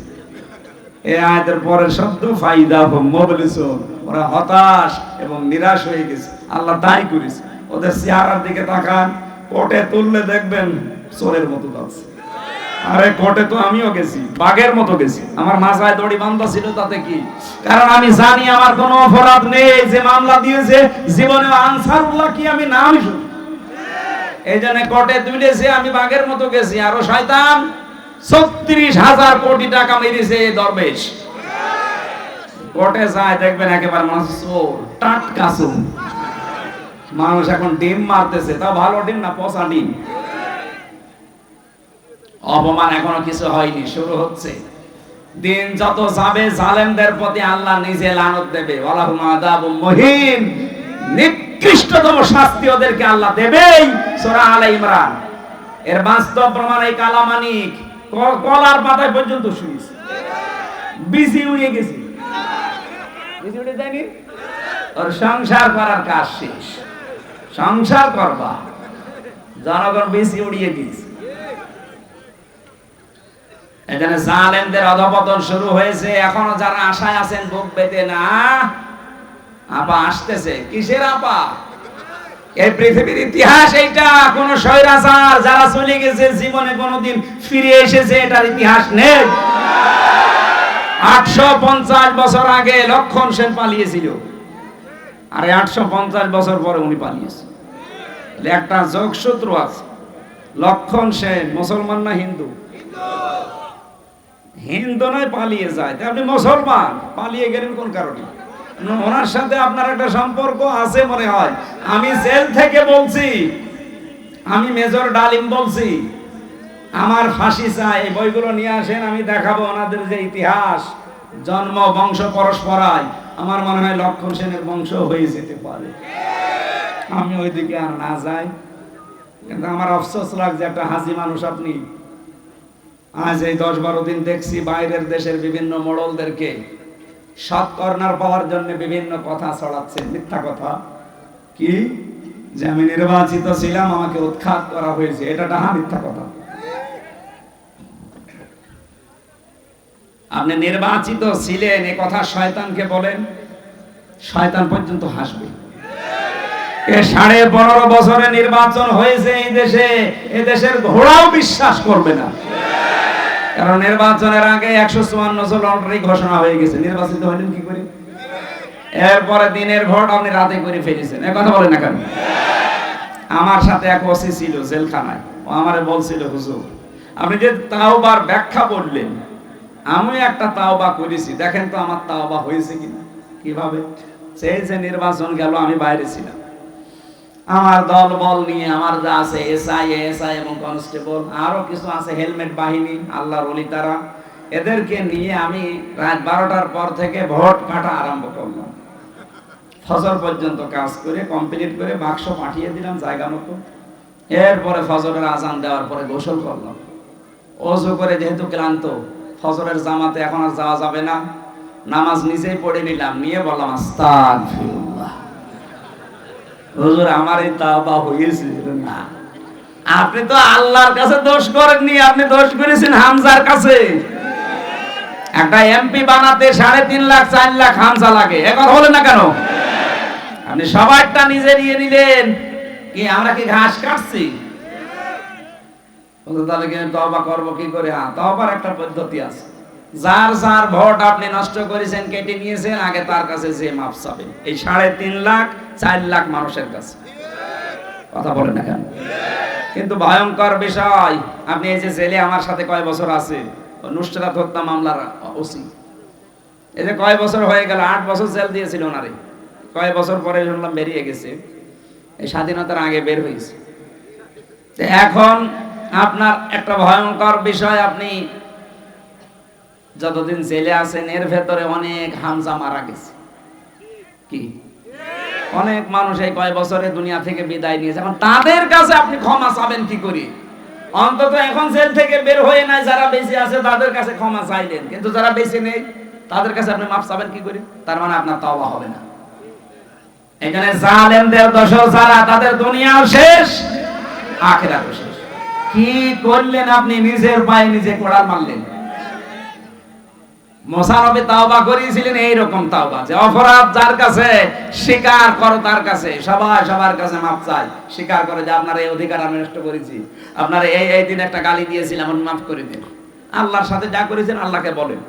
এই তাওবা করার পরে শুধু মোনাজাত করতে দেরি, সঙ্গে সঙ্গে আল্লাহ বৃষ্টি দিতে দেরি করে। সুতরাং এখানে যদি কোনো মহিলা কোনো পুরুষ এই তালাতালি করার এই রোগে রোগী থাকেন, এক্ষুনি বেরিয়ে চলে যাবেন, নয়তো এই মাহফিল মাঠে মারা যাবে। দেখেন তো কোনটা উঠছে, হয় যে দুইজন এটি চলে যাচ্ছে। দেখ, তাড়াতাড়ি করা মানুষ লাগবে না, দেখ বের করে দিন। 6 নম্বরে পেয়েছি ওই মহিলা জাহান্নামী যে অন্যের সুখে হিংসা করে। সিরাজগঞ্জে নেই? আমার হোক, অন্য কারো যেন না হয়, এত হিংসা ভেতরে যে আমার 20 তলা হোক, অন্যের যেন 1 তলা না হয়। একটা লোক চাষ করতে গিয়ে একটা পাথর পেয়েছিল, পাথরে যে ঘষা লাগে দৈত্য বের হয়ে আসে, নাক দিয়ে বলে, মালিক কি চান? যা চাবেন তাই দেব, কিন্তু দুঃখের বিষয় আপনাকে যা দেব আপনার পাশে যে থাকবে তার ডবল হয়ে যাবে, বসে দরকার নেই। বাড়িতে যে স্ত্রীকে বলছে, শোনো এটা কুদরতি পাথর, এটাকে হেফাজত করে রাখবা, সাবধান ঘষা যেন না লাগে, আমি মাঠের থেকে ঘুরে আসতেছি। স্ত্রী চিন্তা করছে, নিষেধ করে গেল ঘষা যেন না লাগে, দেখি একটা ঘষা দিই। যে দিয়েছে ঘষা, দত্ত বের হয়ে বলছে, মালিক কি চাই আপনার? কি চাই মানে? দেখো না কুড়ি ঘরে আছি, আমার 1 তলা বাড়ি চাই। ও তো আর জানে না যে পাশের বাড়ি 2 তলা হয়ে যাবে। যে বলেছে 1 তলা বাড়ি চাই, ওটা তো ঠিকই আছে, পাশের বাড়ি সব 2 তলা। ও মাঠ থেকে বাড়ি এসে আর বাড়ি চিনতে পারে না, বহু কষ্ট করে বাড়িতে গিয়ে বসে, কি গো সে পাথর কই? বসে ঘষা দিয়ে ফেলছি। তুমি তো ঘষা দিলে বাইরে এসে দেখো অবস্থা কি কি হয়েছে। তোমার বাড়ি 1 তলা, পাশের বাড়ি সব 2 তলা, পাথর আবার নিয়ে আসো। পাথর ঘষা দিয়ে দৈত্য এসেছে, মালিক কি চাই? কি চাই মানে বোঝো না, আমার 1 চোখ কানা করে দিই। আমার যদি 1 চোখ কানা হয়, আশপাশে সবাই কি হিংসা মানুষের ভেতরে গো। না, আপনি সবসময় এই দোয়া করেন, আল্লাহ আমাকে যা দিচ্ছেন দিচ্ছেন, ওখানে যা দিচ্ছে ওরে দেন, কিন্তু আমারও দেন। এই মন তৈরি করা অত সহজ না। এই মন তৈরি করতে হলে নিয়মিত নামাজি হওয়া লাগবে। ইন্নাল ইনসানা খলিকা হালুআ ইযা মাসসাহু শাররু জাযুআ ওয়া ইযা মাসসাহুল খায়রু মানুআ ইল্লাল মুসাল্লিন।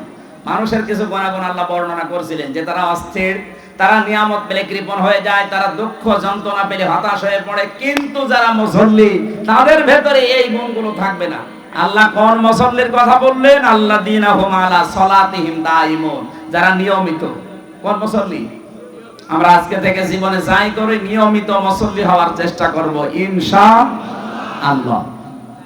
দরুদ সালাম পাঠ করে আমাদের আজকের আলোচনার বিষয় হচ্ছে আমলনামা। কি বললাম? এটা নাম শুনতে যত ছোট মনে হচ্ছে, এটা কিন্তু অত ছোট জিনিস না। কিয়ামতে এইটার উপরে ভিত্তি করে আপনার বিচার হবে। মনে করেন একটা কিয়ামত কায়েম হয়ে গেছে, একেবারে সামনাসামনি আপনাকে আল্লাহ ডাক দিচ্ছে। আল্লাহ রাব্বুল আলামিন মনে করেন হামজাকে ডাক দিয়ে বলছে এদিকে আসো, আমার সামনে দাঁড়াও। ফাম্মা মান উতিয়া কিতাবাহু বিয়ামিনিহি ফায়াকুলু হাউমুকরাউ কিতাবিয়া। যাকে আমি আল্লাহ ডান হাতে আমলনামাটা ধরিয়ে দেব, ওর জীবনী দেখার পর এ মানুষটা আমলনামা হাতে নিয়ে পড়তে থাকবে আনন্দে, আর মানুষকে বলতে থাকবে ইন্নী জানান্তু আন্নী মুলাকিন হিসাবিয়া, অবশ্যই আমি বিশ্বাস করতাম যে আমার হিসাব দেওয়া লাগবে। সিরাজগঞ্জবাসী, মানুষের জীবন যদি পরিচ্ছন্ন করতে হয়, পরিষ্কার বানাতে হয়, পবিত্র করতে হয়, অবশ্যই আপনাকে হিসাব এটা ভিতরে নিয়ে আসা লাগবে। আপনার দুনিয়ায় যে কাজ করার আগে আখিরাতের এই হিসাবের এটা সামনে নিয়ে আসা লাগবে। আল্লাহ এই জন্যই দিয়েছেন ইন্নী জানাতু আন্নী মুলাকিন হিসাবিয়া, অবশ্যই আমি এটা বিশ্বাস করতাম দুনিয়ায় যে আমাকে আল্লাহর সামনে হিসাব দেওয়া লাগবে। খলিফাতুল মুসলিমিন হযরত ওমর ইন্তেকালের 12 বছর পর তার সন্তান হযরতে আব্দুল্লাহ ডাক দিয়ে বললেন, বাবা কোথায় ছিলেন এতদিন, কতদিন দেখি নাই। হযরতে আব্দুল্লাহ ডাক দিয়ে বলেছেন, আব্বা কোথায় ছিলেন, আমি তো দেখি নাই আপনাকে। হযরত ওমর বলেছিলেন, সন্তান 12টা বছর আমি দুনিয়ার জীবন ছেড়ে দিয়েছি, আমি আল্লাহর সামনে দাঁড়িয়ে আমার জীবনের কৃতকর্মের হিসাব দিচ্ছিলাম, শেষ পর্যন্ত আল্লাহ আমার দিকে তাকিয়ে আমাকে মাফ করে দিয়েছে। এই আয়াতের তাফসীর পড়তে গিয়ে পেয়েছি, আল্লাহ পাক যদি কিয়ামতে কাউকে ইচ্ছা করে যে তাকে মাফ করে দেবে, মনে করেন আমাকে, সেলিম রেজা ভাইকে, এই মানুষগুলো শাহিন ভাইকে যদি আল্লাহ মনে করে আমি মাফ করে দেব, একটা কুদরতের চাদর দিয়ে ঘিরে নেবে। আগে লক্ষ কোটি কোটি মানুষের সামনে থেকে তার হাতটা ধরে নিয়ে এসে চাদর দিয়ে ঘিরে ফেলবে। আল্লাহ নিজের সামনে দাঁড় করিয়ে বলবে, হামজা এই করেছিলি বল। মানুষ মাথা নিচু করে বলবে, রব্বুল আলামিন আমার ভুল হয়ে গেছে। তাফসীরে এইটাই লেখা আছে, মানুষ যখন মাথা নিচু করে অনুতপ্ত হয়ে বলবে, আল্লাহ আমার ভুল হয়ে গেছে, আল্লাহ বলেন আমার কুদরতের জরিয়ার ভেতরে জোশ পয়দা হয়ে যাবে। ওই বান্দার কাকুতি মিনতি আর চেহারার দিকে তাকিয়ে আমার একটা মায়া লাগবে, তখন আমি ওরে বলবো, যা তোরে আমি মাফ করে দিলাম। কিন্তু কাউকে যদি আমি হিসাব নেই, এক গ্লাস পানির হিসাবও আমাকে দিতে পারবে না। এজন্য আজকে সবাই এই দোয়া করে যাবেন, যেহেতু আমলনামা হিসাব এই বিষয়টা আজকে সামনে আসবে, এখনই মনে মনে এই মাহফিলে দোয়া করেন, রব্বুল আলামিন কিয়ামতে তুমি আমার জীবনের হিসাব অন্তত নিও না, বিনা হিসাবে তুমি মাফ করে দিও। কারণ আল্লাহর যে বিচারের সিস্টেম, আল্লাহর বিচারে কোনো অবিচার বলতে কিছু, আরো জোরে বলুন, আল্লাহর বিচার ব্যবস্থায় অবিচার, আরো জোরে। আল্লাহ যদি ন্যায় বিচার করে কেউ বাঁচবে না। যত বড় আবেদ বান্দা হোক, যত বড় মহিলা আবেদা হোক, যদি আল্লাহ ন্যায় বিচার করে জান্নাত পাওয়া সম্ভব না। একটা পথ খোলা আছে, আল্লাহ যদি দয়া করে মাফ করে দেয়। এজন্য কাবা শরীফ যখন দেখবেন তাওয়াফ করে মানুষ, তখন প্রত্যেকে কথা বলে রুকনি ইয়ামিনি থেকে ষষ্ঠ চক্কর দেওয়ার সময়, আল্লাহুম্মা ইন্না আলাইয়া হুকুকান ফিমা বাইনি ওয়া বাইনিকা। রব্বুল আলামিন আমার মাঝে আর তোমার মাঝে অনেকগুলো দেনা পাওনা আছে, তুমি আমার মালিক হিসাবে আমার পাওনা যা দেওয়ার সবই তো দিয়ে দিয়েছো। আমাকে নেই থেকে আজকে তুমি হামজা বানিয়েছো, আমাকে নেই থেকে তুমি সেলিম রেজা বানিয়েছো। কথা বলেন ঠিক কিনা? কিন্তু তোমাকে দেওয়ার মতো আমার তো কোনো পুঁজি নেই। একটা জিনিস আমার কাছে আছে, তুমি আমারে মাফ করে দাও, এইটাই আমার পুঁজি। আল্লাহ পাক বলেন, বান্দা এই আমলনামা পাওয়ার পরে আনন্দে আত্মহারা হয়ে বলবে, রব্বুল আলামিন আমার চিন্তা নেই, কারণ আমি বিশ্বাস করতাম আমাকে হিসাবের মুখোমুখি হওয়া লাগবে। ফাহুয়া ফি আইশাতির রাদিয়া, এই মানুষটা আমি একটা শান্ত এবং সন্তোষজনক জীবন আমি তাকে দিয়ে দেব।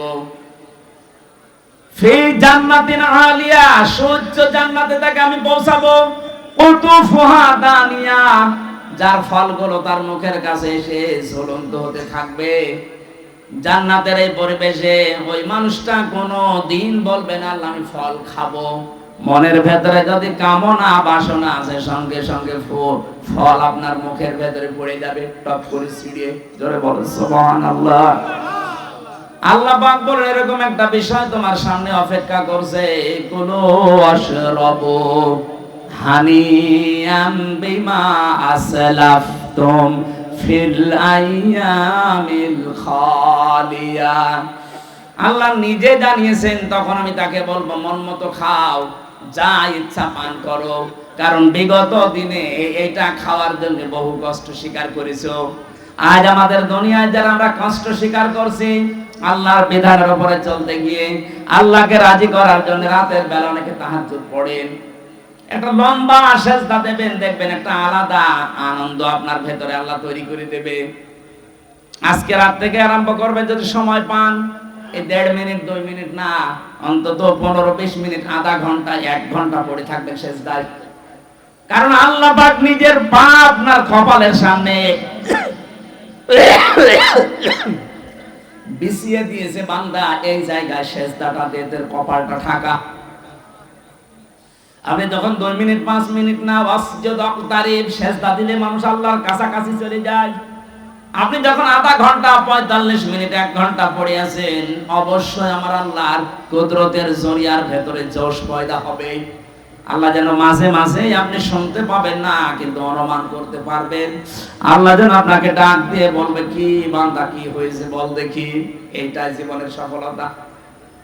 যিনি প্রধানমন্ত্রী ছিল এতদিন অবৈধ, উনি যদি এই সিরাজগঞ্জের যিনি মারা গেলেন, এই যে কি জানো নাসিম উদ্দিন, এই নাসিম সাহেবকে যদি ঢাকা থেকে উনি বলতেন নাসিম ভাই কোনো ভয় নেই, আপনি আমার সামনে আছেন, আমার চোখের সামনে, নাসিম সাহেবের বুক কত বড় হয়ে যেত। অথচ ম্যাডাম এখান থেকে প্রায় 150 কিলো দূর থেকে বলছে যে নাসিম চিন্তা নেই, তুমি আমার চোখের সামনে। একটা দেশের প্রধানমন্ত্রী এই কথা বললে যদি নাসিম সাহেবের বুক বড় হয়ে যায়, আল্লাহ বলছেন বান্দা তুই আমার চোখের সামনে, কিসের ভয়? তোর বুক তো নাসিম সাহেবের চাইতে 10 ডবল বড় হওয়া দরকার। আমি আমার ছোট মেয়েটাকে মাঝে মাঝে পরীক্ষা করে দেখেছি। ও যখন 1.5 বছর বয়স ছিল, 1 বছর ছিল, যে ওই সময় আমার জেলখানা নিয়ে যায়। বড়টার বয়স ওই সময় 7 বছর। পরে উপরে ধাক্কা দিলে ছুঁড়ে মারলে কান্নাকাটি করতো। আর ছোটটা ফারিহা, আরে 1 বছর তো উপরে দিলেই হাসতো। চিন্তা করতাম বড়টা কান্নার কথা আর ছোটটা হাসে, বড়টা কান্দে কেন? বড়টা তো আর হাসি পাওয়ার কথা, যেটা আনন্দ লাগবে।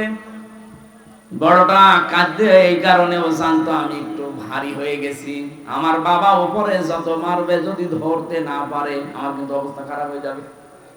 আর ছোটটার ভেতরে এই বিশ্বাস নেই, ওরা আমার প্রতি এই বিশ্বাস জন্মছিল আমার বাবা যত উপরেই মারবে নিচে হাত পেতে রাখবে।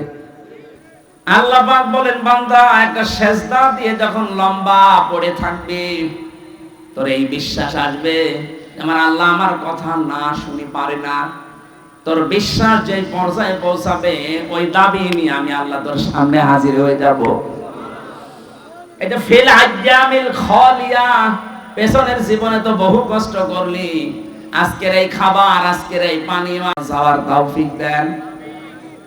এর পরবর্তীতে আল্লাহ জানিয়েছেন ওয়া আম্মা মান উতিয়া কিতাবাহু বিশিমালি, যাকে আমি আল্লাহ বাম হাতে আমলনামা দেব, এইভাবে না, এই বাম হাতটা বুকের ভেতর দিয়ে দিয়ে পেছন দিয়ে বের করা হবে। তাফসীরে কাবীরের ভেতরে আছে বুক ফেড়ে এর ভেতরে হাত ঢুকিয়ে পেছন দিয়ে বের করবে। শুনতে যত সহজ মনে হচ্ছে, এদিকে আসেন একটু আপনাকে দেখাই কেমন লাগে দেখেন।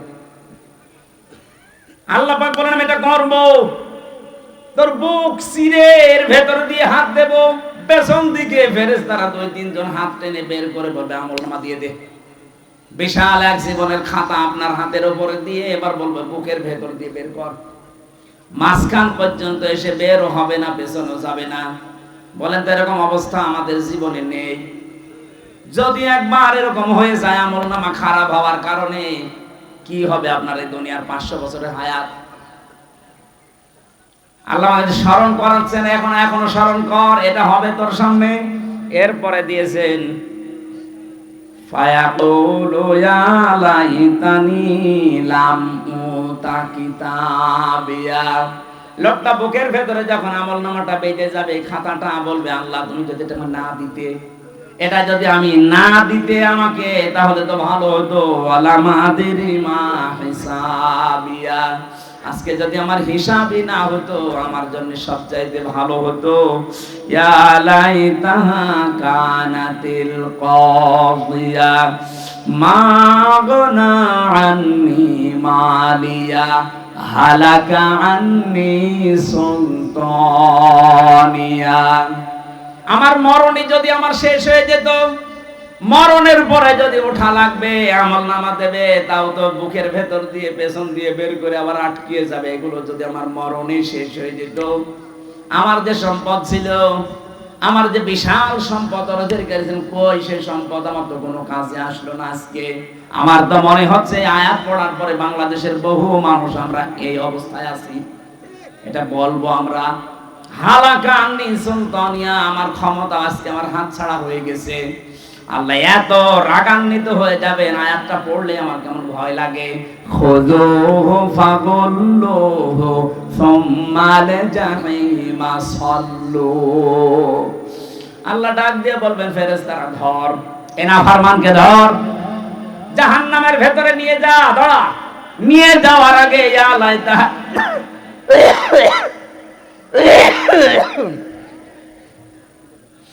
ثم في سلسلة ذرعها 70 ذراعا فاسلكوه। 70 গজ শিকল দিয়ে এর উপর থেকে শেষ পর্যন্ত বাঁধ, মাথা থেকে মা পর্যন্ত পুরোটা বেঁধে ফেল। এবার ধাক্কা দিতে দিতে নিয়ে যা। বলেন তো, আগেরটা যেটা বললাম ওটা যদি কপালে না থাকে, পরেরটা যদি কারো ভাগ্যে এসে যায়, ওই 1000 বছর হায়াত পেয়ে কি করবে? এত বড় অপমান কেন করবে? 70 গজ লাগে শিকল, 1.5 হাত হলে তো হয়ে যায়। 70 গজ শিকল দিয়ে বাঁধবে, এই কারণে বহু সম্মান দুনিয়ায় পেয়েছিলে, কিন্তু সম্মানের কাজ করনি। আজকে তোরে এত অপমান করব, দেখ কেমন লাগে। আমি একটা উপন্যাস পড়েছিলাম বিশ্ববিদ্যালয়ে থাকাকালীন, ওর নাম ছিল দেখ কেমন লাগে। আমার তো মনে হচ্ছে কিয়ামতের দিন আল্লাহ আমাদের অনেকের ঠাট্টা বিদ্রুপ করে বলবে দেখ কেমন লাগে। এটা যেন আমাদের কপালে কারো না হয়, বলেন আমিন। কাদের জন্য আল্লাহ এই শাস্তির ঘোষণা দিলেন? আল্লাহ পাক বলেন ইন্নাহু কানা লা ইউমিনু বিল্লাহিল আযীম ওয়া লা ইয়াহুদ্দু আলা তুআমিল মিসকিন। কিয়ামতে আল্লাহ পাক আমাকে তুলবেন, আল্লাহর প্রতি যাদের ভরসা ছিল না, বিশ্বাস ছিল না, আর যারা এতিম মিসকিনদেরকে খাবার দিত না, এই দুইটা বিষয় আমরা আজ এক করতে চাই। আল্লাহর প্রতি ঈমান, কিয়ামতে জবাব দেওয়া লাগবে, এই বিশ্বাস দৃঢ় করা জাতির ভেতরে, এবং দারিদ্র মুক্ত সমাজের জন্য আমাদের ভূমিকা রাখা লাগবে। শুধু নিজে খেয়ে পরে বাঁচবেন, অন্য কারো খবর রাখবেন না। না, আমরা চাই প্রতিটি মানুষ এদেশে তৈরি হবে, নিজের জন্য যেমন চিন্তা করবে, তার আশপাশের মানুষের জন্য চিন্তা করবে। 15.5 বছর এটা ছিল না, শুধু নিজে খাবো, নিজে পরবো, নিজের হবে, অন্য লোক না খেয়ে। আমরা এটা চাই না। যারা দারিদ্র মুক্ত সমাজের জন্য কাজ করে না, তাদেরকে এই শাস্তিগুলো আল্লাহ ঘোষণা দিয়েছেন। আল্লাহ আমাদের হেফাজত করুন, আমিন। আমি জেলখানায় থাকাকালীন একটা বই লিখেছিলাম, তার ভেতরে মেয়েদের 2টা আর পুরুষের জন্য একটা। পুরুষের এই বইটা খুব জরুরি, লাগবে, শিক্ষিত মানুষরা নিয়ে যাবেন। যাওয়ার সময় অনেক তথ্য দেওয়া আছে, ওখানে তো তথ্য পাওয়া যায় না, বাইরে এসে আমি সংযোগ করেছি। সৃষ্টি জগতের সূচনা, এই বইটা আপনি সব কিছু আপনার জন্ম থেকে শুরু করে এই পর্যন্ত জানা যাবে। আল্লাহ আমাদেরকে দ্বীনের উপরে চলার জন্য আমল নামা যেন ডান হাতে দেন। আমাদের প্রধান অতিথি আজকে বিএনপির এই উপজেলা শাখার সম্মানিত সভাপতি, আমাদের শ্রদ্ধাভাজন বড় ভাই জনাব সেলিম রেজা। উনি সালাম দেওয়ার পরে আমি মুসাফির মানুষ মোনাজাতের মাধ্যমে শেষ করব। আমি